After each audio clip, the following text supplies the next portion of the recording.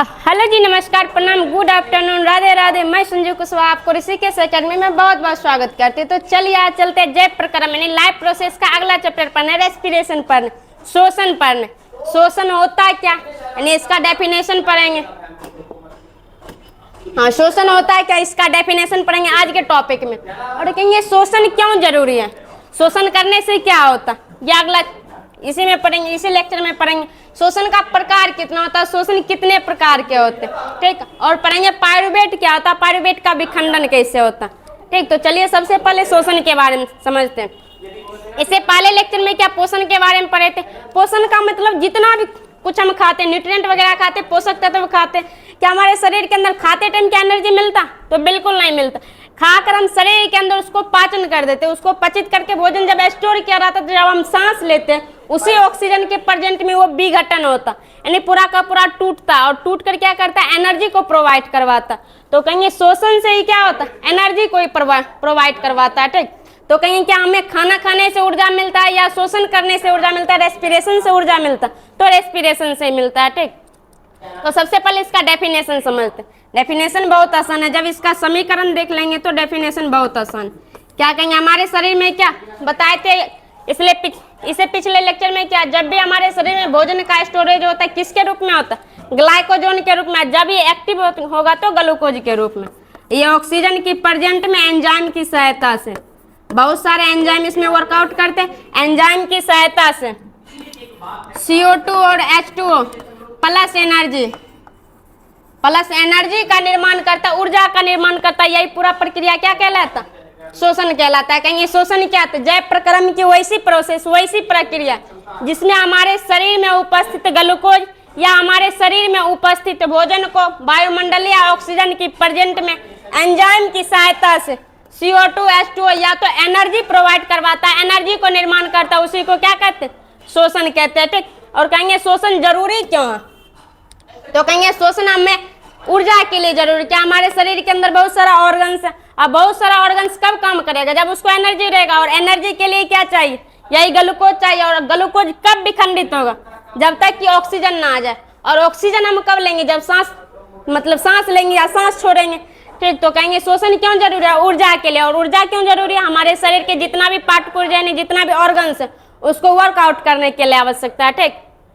अब आगे पढ़ेंगे श्वसन कितने प्रकार का होता है।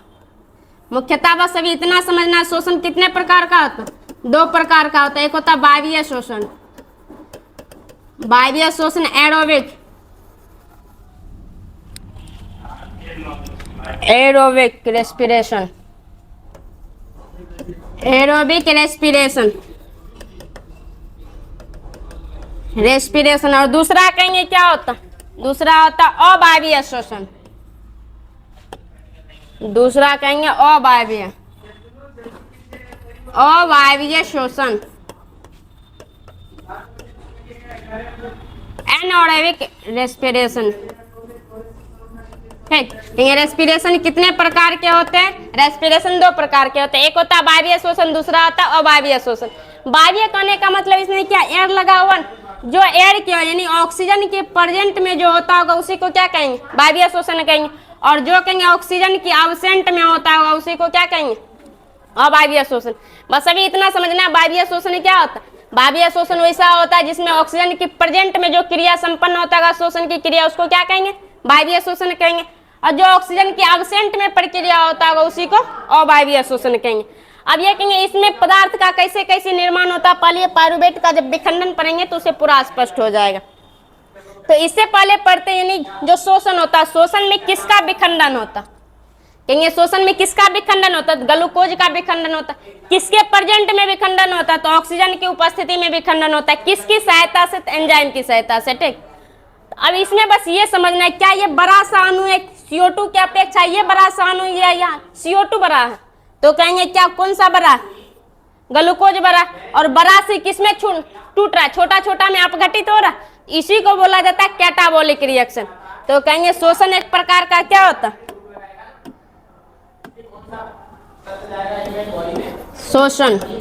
शोषण एक प्रकार का कौन सा रिएक्शन होता, कैटाबोलिक रिएक्शन होता, ठीक, कैटाबोलिक रिएक्शन। आगे कहेंगे ये और क्या क्या होता।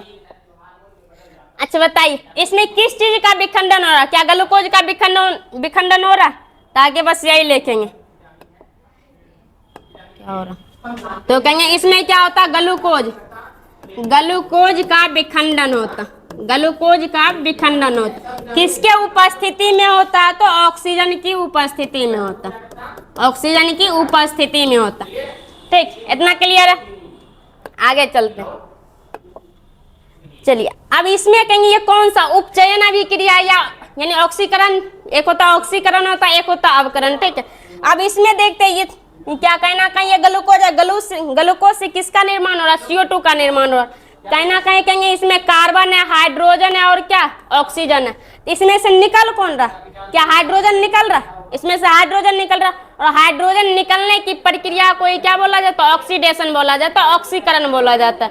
तो दूसरा भी क्या बोल सकते हैं? कहेंगे शोषण एक प्रकार का क्या? ऑक्सीकरण अभिक्रिया। तो ये लिख सकते हैं ये एक प्रकार का ऑक्सीकरण अभिक्रिया।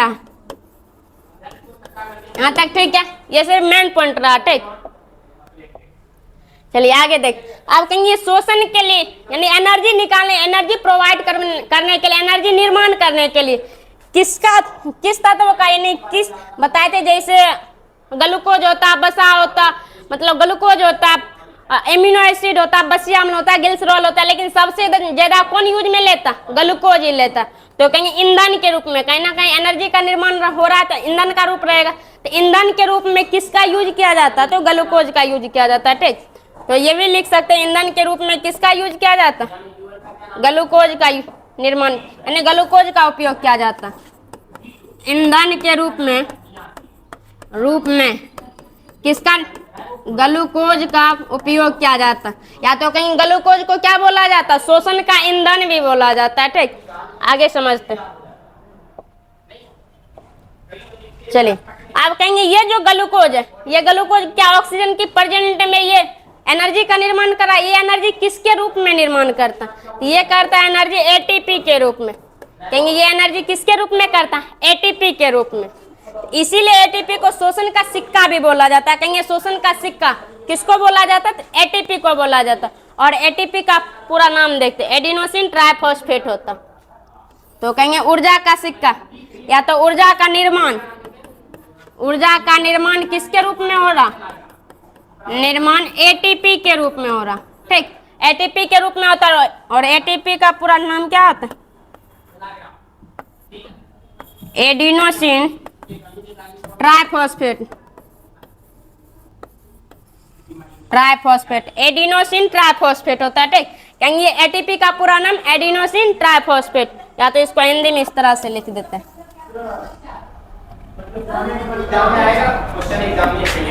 चलिए, एडिनोसिन ट्राइफॉस्फेट।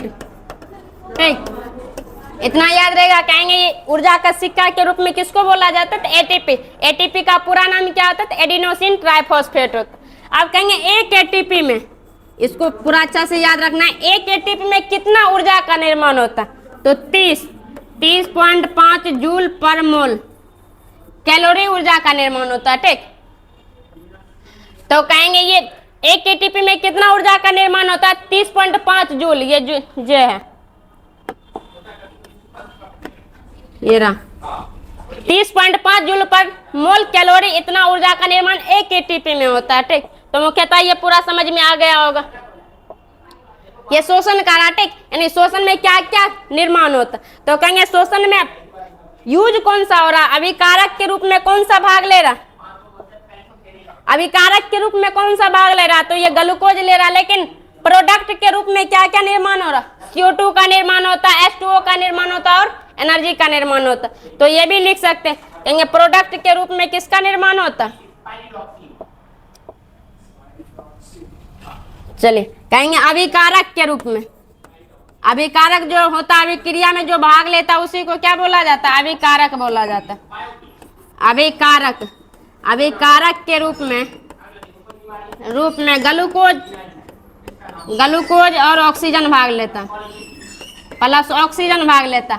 लेकिन वही कहेंगे प्रतिकारक बोला जाता है या तो उत्पाद बोला जाता है। उत्पाद के रूप में किसका भाग कौन लेता या कौन निर्माण होता? तो CO2 निर्माण होता है, H2O निर्माण होता है और ऊर्जा निर्माण होता है। लेकिन आगे बताएंगे एथेनॉल भी निर्माण होता है, लैक्टिक एसिड भी निर्माण होता है। तो अभी मुख्यतः बस इतना समझना, CO2 निर्माण होता है, H2O निर्माण होता है और ऊर्जा निर्माण होता है। ये पूरा समझ में आ गया होगा। अब चलते शोषण पर पूरा का पूरा कैसे प्रक्रिया होता, यानी शोषण का परिभाषा क्या होता। चलिए रेस्पिरेशन कहेंगे होता है क्या, थोड़ा इसी से समझते इसका फिर से परिभाषा।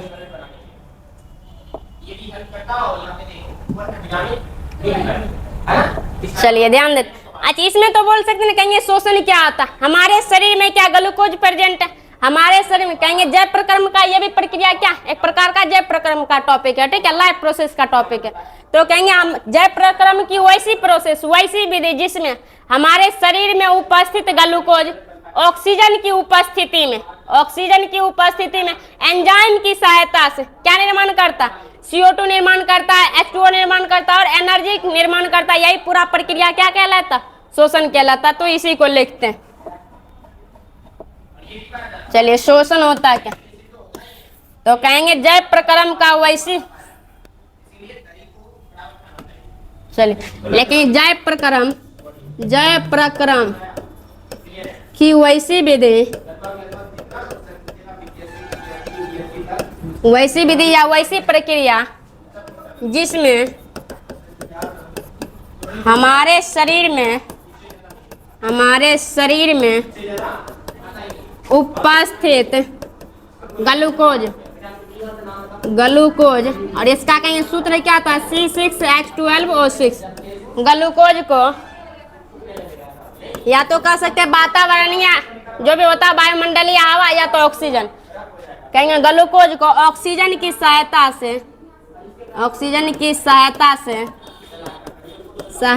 से एंजाइम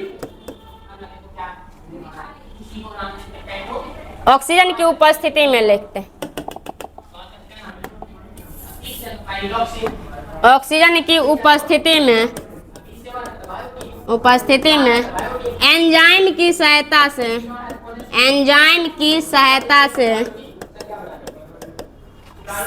से ऊर्जा का निर्माण करता, या तो लिख सकते हैं H2O CO2 तथा ऊर्जा का निर्माण करता, लिख ही देते CO2 H2O यानी जल तथा ऊर्जा का निर्माण करता हो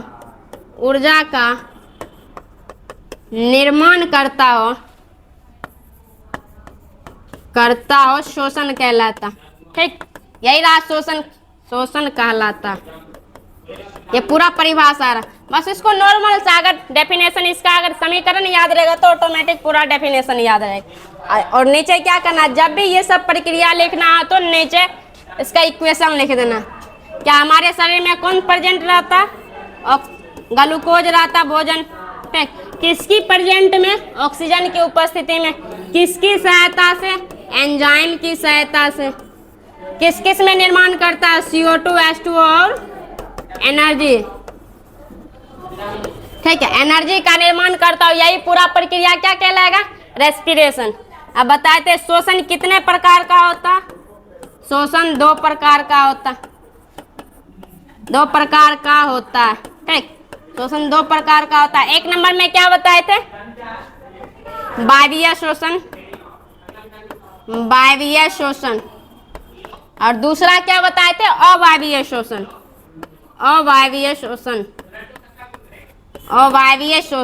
तो अब चलते वायवीय शोषण क्या होता है और अवायवीय शोषण क्या होता है।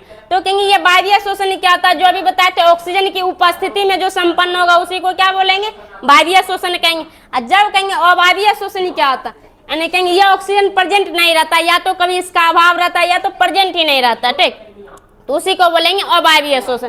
तो कहेंगे अवायवीय शोषण होगा किसमें, तो आगे चलते नहीं, छोटा छोटा जीव जो होता है, जीवाणु वगैरह छोटा छोटा जीव, बस उसी में क्या कौन सा प्रक्रिया होता है, तो अवायवीय शोषण होता है। तो चलते आगे, तो लिखते हैं वायवीय शोषण क्या होता है, वायवीय शोषण एरोबिक रेस्पिरेशन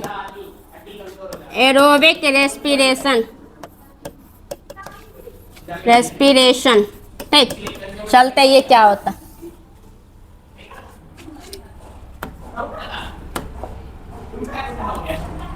एरोबिक रेस्पिरेशन कहेंगे वैसा शोषण जो ऑक्सीजन की उपस्थिति में होता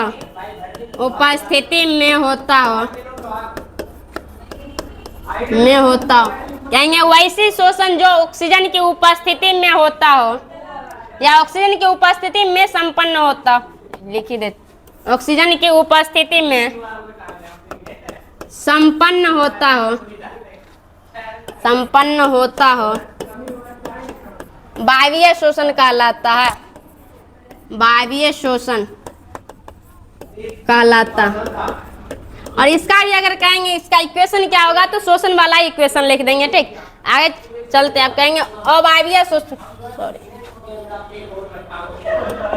कहेंगे अवायवीय शोषण क्या होता, तो आगे बस इसको भी छोटा छोटा लिखना। भी जब पाइरुवेट का विखंडन जब पढ़ लेंगे तब उसके बाद फिर वायवीय अवायवीय में अंतर पढ़ेंगे। ठीक, तो पहले इसको फिर लिखते हैं कौन सा शोषण, अवायवीय शोषण, ताकि वो अच्छा से समझ में आ जाएगा।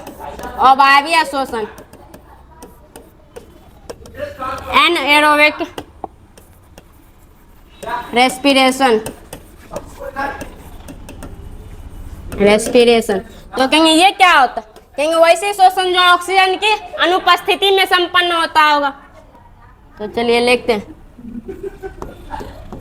वैसा शोषण जो ऑक्सीजन की अनुपस्थिति में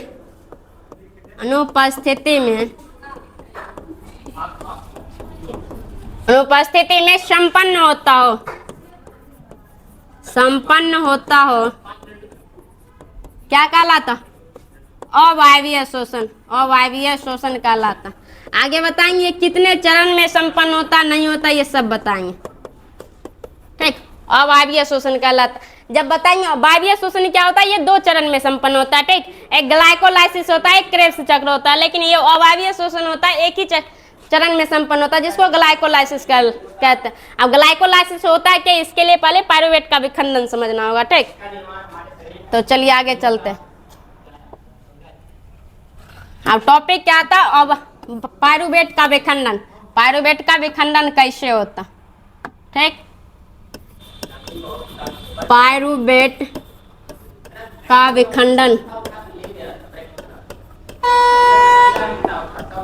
ठीक, पाइरुवेट क्या होता है, इससे पहले क्या बताए थे, यानी शोषण किसके प्रेजेंट में हो रहा था, हमारे शरीर में जो भी ग्लूकोज है, लेकिन मुख्यतः ग्लूकोज ऑक्सीजन की उपस्थिति में नहीं टूटता। अब ये पाइरुवेट टूटता। अब पाइरुवेट का निर्माण कैसे होता, बस यही समझना। तो सबसे पहले क्या हम जानते हैं, ग्लूकोज होता, और ग्लूकोज का सूत्र क्या होता, C6H12O6। C6H12O6।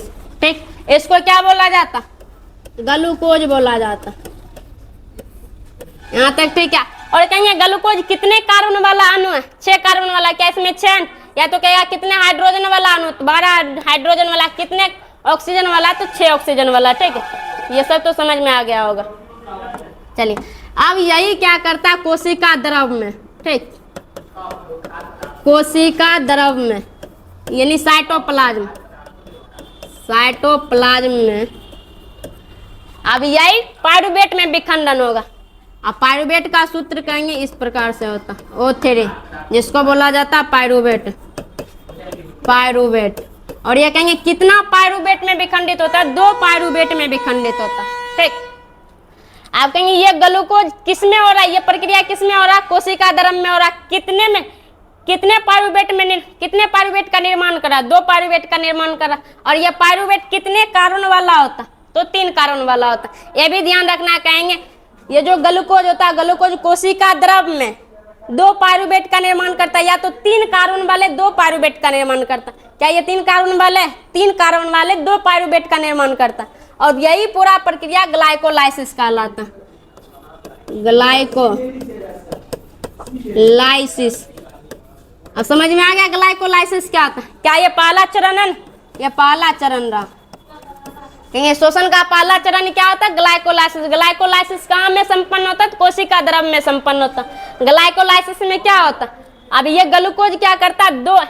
ये 6 कार्बन वाले ग्लूकोज 3 कार्बन वाले 2 पायरुवेट में विखंडन होने की प्रक्रिया को ये क्या कहते हैं? ग्लाइकोलाइसिस कहते हैं। ठीक, अब ये देखिए क्या करता, अब यही पायरुवेट का विखंडन होगा। चलिए अब कहेंगे पायरुवेट का विखंडन कैसे होता। अब यही पायरुवेट अब 3 चरण में ये विखंडित होता। कभी होगा क्या ऑक्सीजन की, कभी होगा ऑक्सीजन की प्रेजेंट में, यानी ऑक्सीजन उपस्थित रहेगा तब, यानी ऑक्सीजन की उपस्थिति में सभी प्रक्रिया हो सकता, यानी सभी स्थिति आ सकता। एक स्थिति आता है ऑक्सीजन की अनुपस्थिति में, कहेंगे दूसरा स्थिति क्या आ सकता है? ऑक्सीजन की अनुपस्थिति में, और तीसरा स्थिति क्या आ सकता? ऑक्सीजन की अभाव में।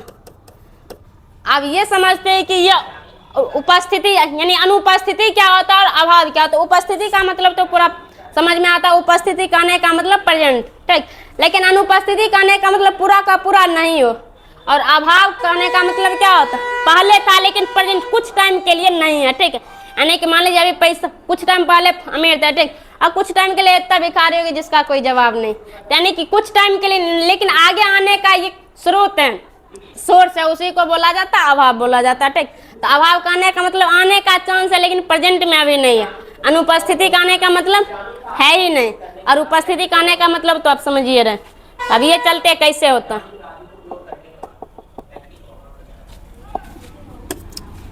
चलिए ऑक्सीजन की उपस्थिति में होगा तो फिर क्या होगा? जब ये ऑक्सीजन की उपस्थिति में रहता है, ये क्या करता है? ये पायरुवेट को CO2 प्लस H2O और प्लस एनर्जी, ठीक है, एनर्जी का निर्माण करता। कहेंगे ये जो पायरुवेट होता है ऑक्सीजन की प्रेजेंट में किसका निर्माण करता? CO2 का निर्माण करता है, H2O का निर्माण करता है और एनर्जी का निर्माण करता है। और कहेंगे ऑक्सीजन की उपस्थिति में किसका किसका निर्माण करता? सॉरी, अनुपस्थिति में तो एथेनॉल का निर्माण करता, एथेनॉल, ठीक, कहेंगे उपस्थिति में किसका निर्माण करता? तो एथेनॉल का निर्माण करता। C2H, इसका सूत्र होता है C2H5OH, एथेनॉल का सूत्र रहा। ठीक, आगे कहेंगे ऑक्सीजन के अभाव में किसका निर्माण करता? तो लैक्टिक एसिड का निर्माण करता, लैक्टिक एसिड का। इतना समझ में आ गया होगा। तो कहेंगे ऑक्सीजन की उपस्थिति में पायरुवेट किसका निर्माण करता है? CO2, H2 और एनर्जी का। ऑक्सीजन की अनुपस्थिति में एथेनॉल का निर्माण करता, और जब ये अभाव रहता तब किसका निर्माण करता? लैक्टिक एसिड का निर्माण करता। ठीक, अब ये समझती है कहाँ में निर्माण करता।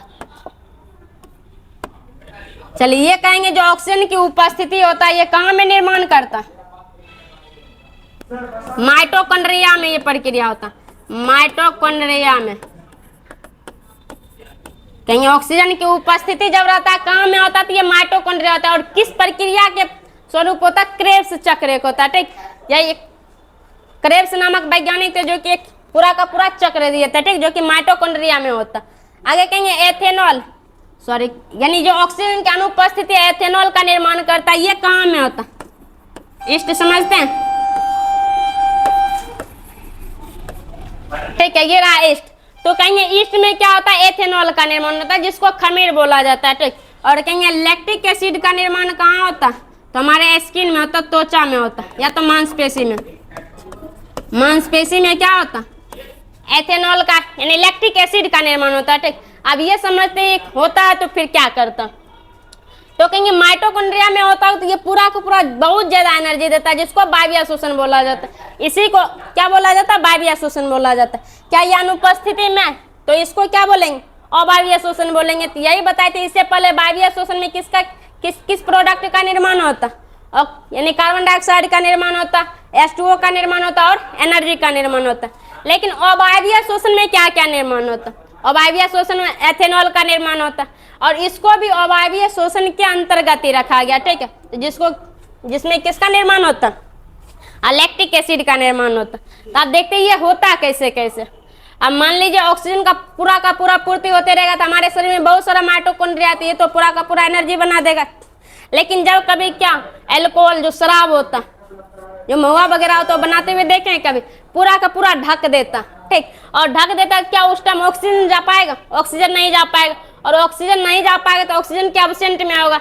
लेकिन वहां तो एनर्जी तो बनाना ही पड़ेगा उसको। एनर्जी बनाने के लिए वो किस में कन्वर्ट हो जाता? एथेनॉल में कन्वर्ट हो जाता। जब तक उसको पूरा का पूरा बंद नहीं करेंगे तब तक एथेनॉल का दारू का निर्माण ही नहीं होगा, ठीक। उसी को क्या बोला जाता? अवायवीय शोषण बोला जाता। देखा एग्जाम्पल ये रहा। जैसे आप कहेंगे ईस्ट में, तो ईस्ट तो देखे नहीं, इसीलिए मतलब दारू वाला था। आगे समझ, एक ऑक्सीजन का अभाव में क्या होता है, कभी कभी मान लीजिए अगर ज्यादा रनिंग करते, ठीक, या तो ज्यादा कोई वर्कआउट करते, तो उस टाइम ज्यादा एनर्जी की आवश्यकता होती है। लेकिन उस टाइम एनर्जी लाएंगे कहाँ से? तो ये करता है क्या, मान लीजिए बहुत ज्यादा हम तो पूरा का पूरा मान लीजिए साइकिल चलाते, धक मार रहे पैडल, मार रहे पैडल, मार रहे पैडल, क्या उस टाइम हमें उतना ऑक्सीजन लेवल पहुंच पाता? ऑक्सीजन नहीं पहुंच पाएगा। ऑक्सीजन जब नहीं पहुंच पाएगा तो ये ऑक्सीजन यानी अभाव में क्या करता? उस टाइम नहीं रहने के कारण जब ये एनर्जी का निर्माण करता, उस टाइम तो एनर्जी की आवश्यकता है। एनर्जी का पूरा करने के लिए निर्माण किसमें कर देता? लैक्टिक एसिड में कर देता। इसलिए कभी देखिएगा जिस अंग से ज्यादा काम करते, मान लीजिए पैर से ज्यादा अगर हम साइकिल चला रहे पैर से, तो पैर से ज्यादा यूज हो रहा है तो पैर दर्द करने लगता है, या हाथ से कोई भी काम ज्यादा करते हैं तो हाथ दर्द करने लगता है। किसके कारण? यही लैक्टिक एसिड के कारण ही, यानी ऐंठन महसूस होने लगता है, ऐसे लगता है कि जैसे दर्द हो रहा। अब यही क्या होता है, कुछ टाइम के बाद ये ऑक्सीजन क्या पुनः पूर्ति होगा?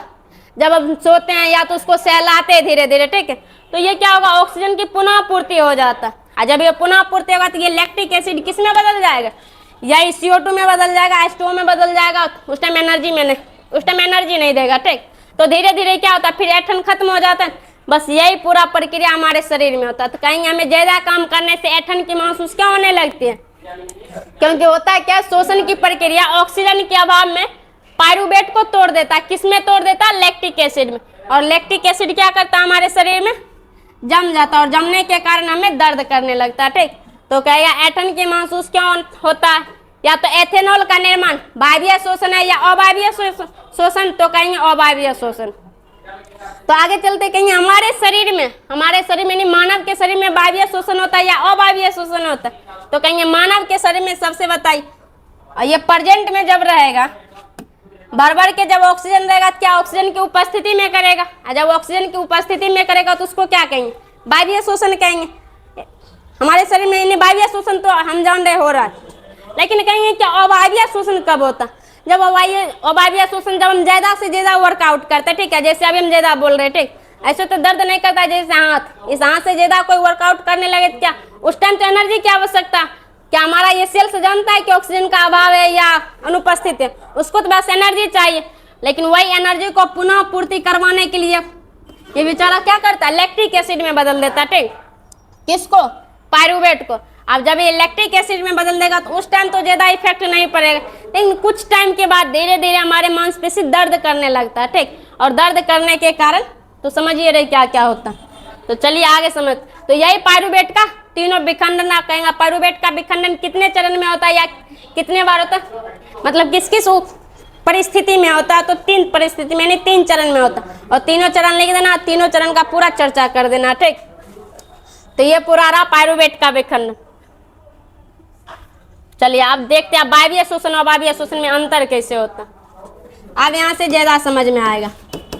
वायवीय शोषण अंतर अब लिख सकते हैं, ठीक है, और एक तरफ क्या लिखेंगे? अवायवीय शोषण, अवायवीय शोषण, ठीक है। अब चलिए ध्यान देते हैं। इससे पहले बताए थे ना वायवीय शोषण क्या होता है, डेफिनेशन से एक पॉइंट लिख सकते हैं, ठीक। कहेंगे वायवीय शोषण होता है जो ऑक्सीजन की प्रेजेंट में होता होगा, जो ऑक्सीजन की उपस्थिति में होता होगा, उसको क्या कहेंगे? वायवीय शोषण कहेंगे। और इसमें एक नंबर में क्या लिखेंगे? जो ऑक्सीजन की अनुपस्थिति में होता होगा, अनुपस्थिति में होता होगा, उसी को क्या कहेंगे? अवायवीय शोषण कहेंगे, ठीक। अब कहेंगे ये वायवीय शोषण में क्या होता, देख लीजिए।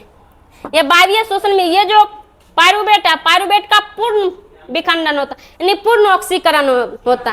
तो कहेंगे यानी वायवीय शोषण में ऑक्सीजन की प्रेजेंट जब रहता है, क्या ग्लूकोज का या तो ये पायरुवेट का क्या पूर्ण ऑक्सीकरण होता है या आंशिक रूप से होता है? तो पूर्ण ऑक्सीकरण होता है, ठीक।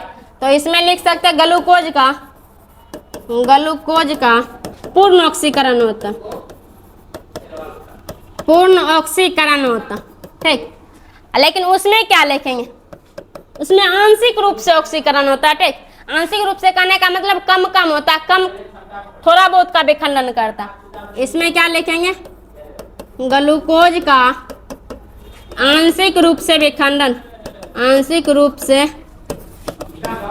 विखंडन या तो ऑक्सीकरण लिख सकते हैं। ठीक, आंशिक रूप से ऑक्सीकरण।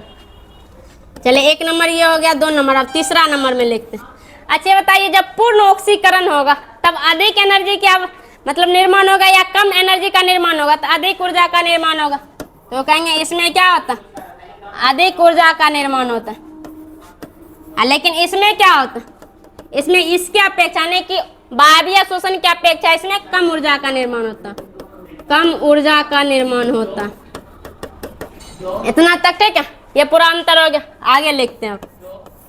अब कहेंगे अधिक ऊर्जा का निर्माण होता है, कितना ऊर्जा का निर्माण होता होगा? लगभग 36 से 38 एटीपी का निर्माण होता है। ठीक, 38 एटीपी। और एटीपी का पूरा नाम क्या है? Adenosine triphosphate.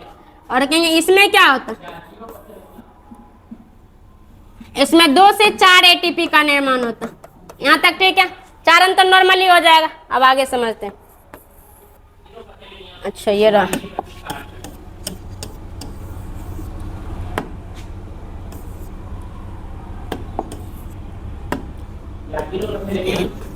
नहीं तो आप लोग कहिएगा 5 हो गया तब तक। ये कैसे हुआ, सॉरी। चलिए ये रहा 3 नंबर, ये रहा 4 नंबर। ठीक, आगे आप ध्यान देते। अब बताए थे ये जो वायवीय शोषण होता है, वायवीय शोषण कितने चरण में संपन्न होता? ये 2 चरण में संपन्न होता, 2 चरण। लेकिन ये कहेंगे अवायवीय शोषण कितने चरण में संपन्न होता? एक ही चरण में संपन्न होता। ठीक, अब इसका भी थोड़ा पीछे देखते हैं। कहेंगे ये क्या वायवीय शोषण है? अगर वायवीय शोषण में कहेंगे ऑक्सीजन के प्रेजेंट में जो होता है उसको वायवीय शोषण कहते हैं। एक चरण क्या रहा, ये ग्लाइकोलाइसिस वाला हो रहा, और दूसरा चरण इसी को बोला जाता है क्रेब्स चक्र। ठीक, क्रेब्स चक्र। कहेंगे क्रेब्स चक्र कहाँ में होता है? तो माइटोकॉन्ड्रिया में होता है। ठीक, तो एक चरण ये रहा और दूसरा चरण ये रहा। तो कहेंगे कितने चरण में संपन्न होता? 2 चरण में। अब कौन कौन में होता होगा? एक होता ग्लाइकोलाइसिस, ग्लाइकोलाइसिस, और दूसरा चरण क्या होता? क्रेब्स चक्र होता। ठीक, कहेंगे वायवीय शोषण 2 चरण में संपन्न होता है। कौन कौन होता है दोनों समझ गए। आप कहेंगे ये एक चरण में संपन्न होता है, एक ही चरण में नहीं, कि जो ग्लाइकोलाइसिस जो होता है ये ग्लाइकोलाइसिस में ही पूरा प्रक्रिया हो जाता है। ठीक, ग्लाइकोलाइसिस। नॉर्मली इतना हम अंतर लिख सकते हैं। आगे चलिए, अब आगे क्या क्या हो सकता।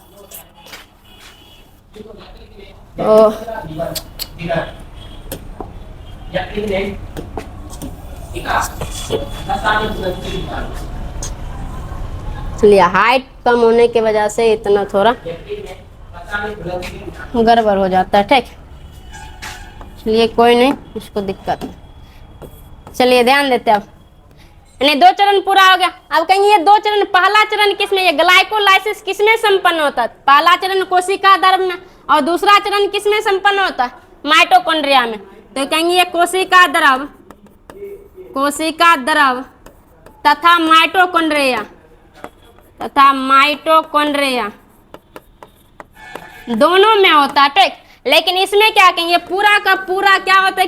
कोशिका द्रव में ही संपन्न होता, कोशिका द्रव में ही संपन्न होता। कहेंगे ये पूरा क्रिया अवायवीय शोषण का किसमें संपन्न होता है? कोशिका द्रव में। लेकिन ये जो होता है वायवीय शोषण किसमें किसमें होता है? पहला चरण कोशिका द्रव में होता है, दूसरा चरण माइटोकॉन्ड्रिया में होता है। अब आगे चलते हैं प्रोडक्ट का क्या क्या निर्माण करता है। तो इसको छोटा कर लेते हैं।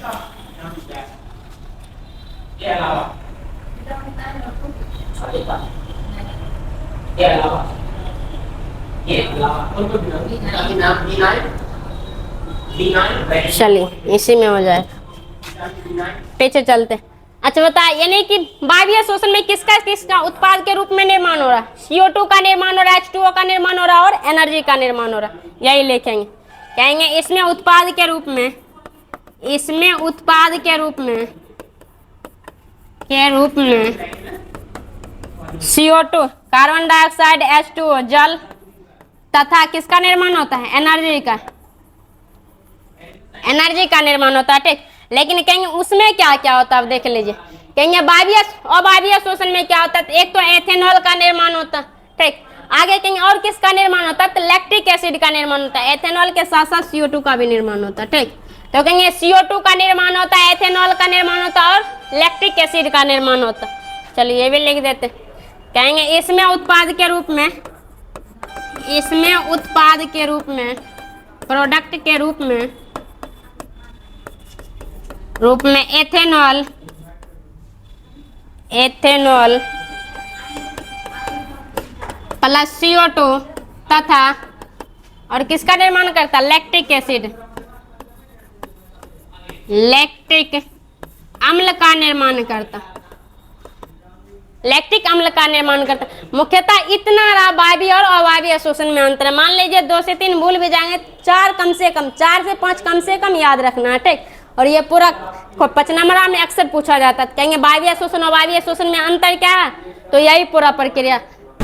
तो फिर अगले टॉपिक में पढ़ेंगे पादप में शोषण कैसे होता है, ठीक। पादप में शोषण क्या कैसे होता है, फिर चलेंगे अपना लोग में कैसे होता है, कैसे सांस लेते, सांस के दौरान कहाँ में ऑक्सीजन जाता है और कहाँ में फिर ये वायवीय शोषण की प्रक्रिया, ये क्रेब्स चक्र माइटोकॉन्ड्रिया में कैसे होता है, ठीक। ये पूरा पढ़ेंगे। तो मुख्यतः आज तक ये पूरा टॉपिक समाप्त हुआ। तो अगर अच्छा लगे तो अच्छा कमेंट कीजिएगा, लाइक कीजिएगा, सब्सक्राइब कीजिएगा और सभी दोस्तों के साथ शेयर कीजिएगा। आप लोग शेयर नहीं करते तो इसके लिए थोड़ा आप लोग कीजिए। Thank you.